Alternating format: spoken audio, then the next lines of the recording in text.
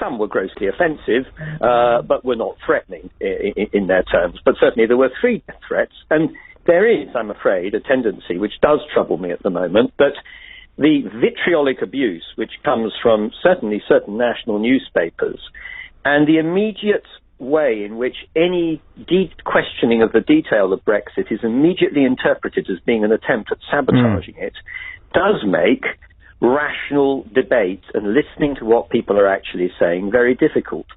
Why do you think this has happened? What has led our country to this point where this kind of language, mutineer, traitor, and worse, can be used by national newspapers to describe people who exercise their rights in Parliament to vote against a bit of legislation?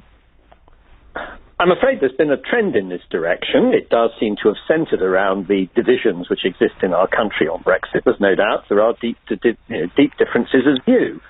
We saw it when the Daily Mail launched its vitriolic attack on the judiciary after joining the Article 50 case with the case of Mrs. Miller. And Mrs. Miller, of course, received appalling, sustained death threats as a result of the sort of abuse that was being whipped up in the newspaper. She had to have personal protection.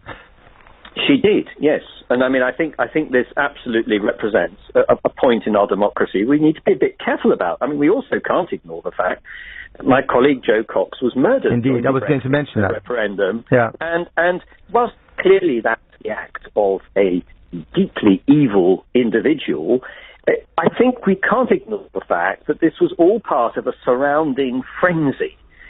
Which I'm afraid has the capacity of inciting people who are evil or mad to doing bad things. And as sensible citizens, we all have to try to keep debate moderate and courteous and polite.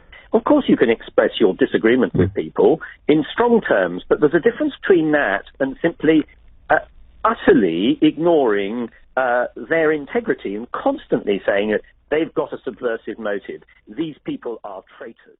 You didn't frankly have the balls to put country before party.